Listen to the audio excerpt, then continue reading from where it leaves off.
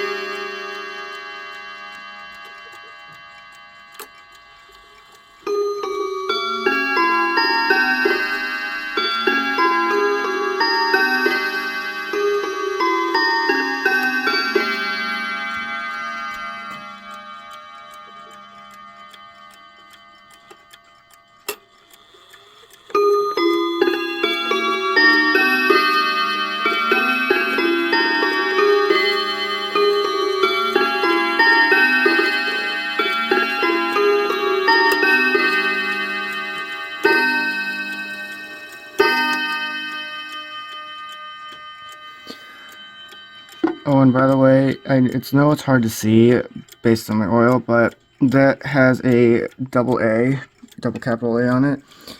If anyone could tell me what year this is, I would be very happy. Because I looked up on like forums about my Hermley, and I found out that is a '92 movement. So I'm wondering what year this is, since I looked it up and I can't find anything that says about it, about this movement. So now I will take it out, and I will also show the Hermley movement taken out as well to show the comparison of it. So then, just having these side by side taken out, you can see how very slow that balance wheel is compared to the Hamilton right here, which that one is much more healthier than this one. But it's also because these are also being like this instead of normally like this, which then it helps a little bit. But for when it's laying down like this, it barely just keeps up. And then here it is a 1050-020, and then this one is a 340-020.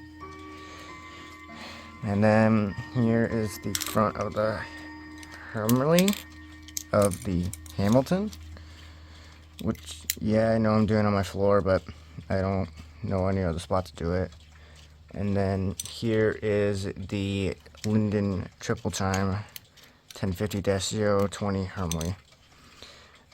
If I put them side by side, you can see each one is very similar. Even though this one's much larger than this one. And I know the camera glare with the flashlight on, but this one, it is very similar to this one. This one is really similar. But this one is much more bulkier than this little guy, because this is a triple chime, and this one is just a basic Westminster. And the way that the Hermley is, for the Hamilton, is still able to play that note, even though this note is missing, is because this little piece right there, it's connected to it, and when it lifts up the strike, it lifts up those two notes to play it. So then that's this one, and then here's this one. This one lifts up the three notes, but in a intricate way, I would say, is it has three notes that lift up like that, and the way to get those other two ones out is that they put like those up there like that, so that when this lifts up, it would lift up the three, not like five of them. So then that's this movement and that movement.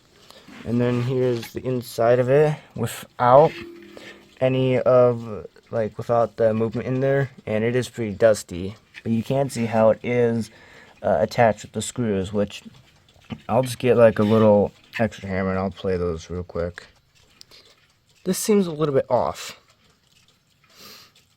That's the one of those from the Gustav, but it makes it sound really better.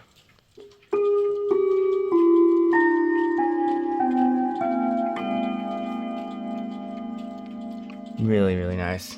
I really like this triple chime. It's really nice. And I would say that I have had a triple chime in the past. And it is that guy up there, which I am taking out, and I'm going to be putting something back in it for a few tests to see if it still works. But as right now, I would say I have 3 triple chimes, but I don't know if you can count the next one a triple chime, because it's not in the clock. I don't know if you can count this, but this is just a dial off of the 5395. I would count this as a triple chime, but at the same time I wouldn't. But now I basically have 2 triple chime clocks, which are really nice. And I'm going to be putting these 2 back in. But also at the same time, I'm also going to show the rods on the Hamilton real quick. And then here's the hammer. and it is missing that strike rod, but it still sounds really nice with it.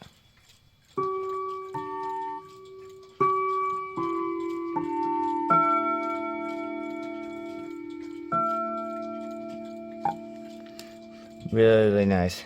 These are pretty short for rods, but they almost barely fit in the case, but I'm happy with it.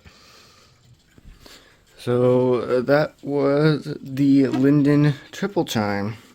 And I forgot to mention, but I paid $125 for this at the same antique store where I got the Seth House Mini, the Linden Westminster chime, and the Ray Gula Cuckoo Clock.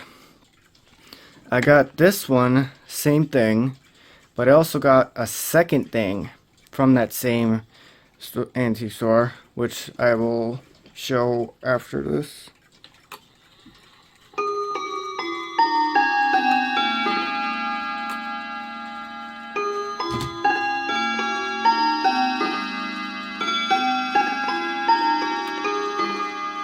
Current time now is 43. It's an off an hour, but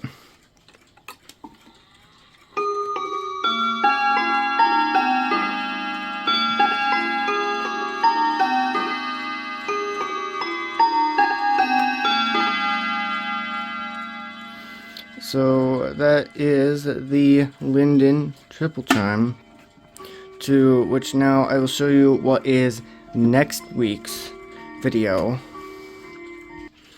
And next week's video is on this, a 1923 New Haven.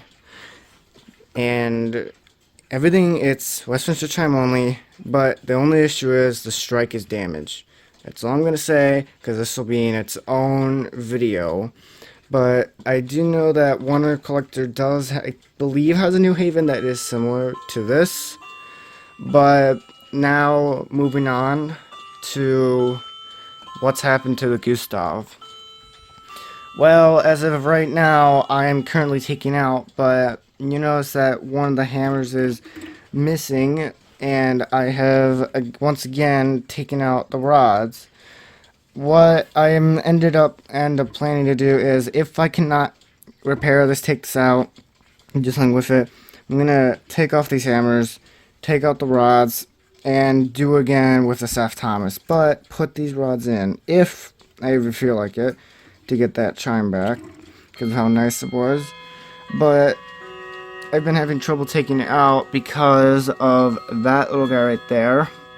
It's a weird design as it is, but for now I don't think the Gustav is repairable, because I've just noticed there's that all that is in there that's completely damaged. So that's a little sad thing for the Gustav, but this thing was from 1920s and it was pretty old. But I'll show you the front and what's going on with the front real quick. So I have taken out the glass. It was held in with a rubber seal right here, and I'm probably going to replace that. But what I've been doing is I've been pulling this back, trying to see if I could pull it out, but as it's going right now, I'm not able to. So for now, the Gustav is not functioning, because also it's been having some timing issues where it's just been not running right at all for the past 2 weeks. It's been terrible, and I never showed it, but here's the tiny little pendulum that is for it. It's very, very tiny, and a little bit, and very cute. So that's what's been running this, and I've been adjusting it so much, I feel like it's just been what's happened in there that's caused a timing issue, because it was not working on its own. And then you see in the short that I released today. I'm recording it Thursday. It'll be uploaded on Friday. But it would go, like I would just move the hands and nothing would happen. So I would pull the lever back and then it would work. But as an update to what you've been hearing in the background recently is I just got this guy for $13. And everything's been fine with it, just the fact that that's almost fallen off the wall again because I've poorly mounted it. the regular has been running fine, even though it has the other weights on it. I'm probably going to put those on somewhere else. And I also picked up this tiny little thing. This thing's really cute because it's operated by a motor. Same with the other one that I've kind of been ignoring by accident. Every time. I've ignored this guy for too long already. And I am tired of just ignoring it. But it also is powered by a motor as well. A little tiny motor. It is very cool.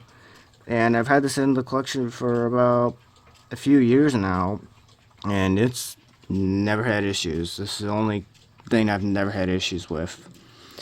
But with regarding all this, I am going to be still taking out the Gustav, trying to do the rods, but I was planning on not this Friday, not next Friday, on the 28th. That will be the next collection where I will show everything. But the sad thing is that I'm not going to be able to show the Gustav working. But I will show this guy in there. So for now, stay tuned for that on the 28th. And then next Friday will be the New Haven. And then after that, we'll see what happens. But for now, I am going to keep working on this. And I am just going to keep on collecting. I'll get this video out next Friday on the New Haven. And with that, thank you for watching. Oh, and by the way, I wanted to say thank you for 150 subscribers. I never thought I would get this far. And we are halfway there to 200, which then at 200 I'll do another live stream, and then I'll get more of these guys. But I want to see how quickly we can get to 200. And it'll be pretty cool to see how quickly we can get there. And with that, thank you.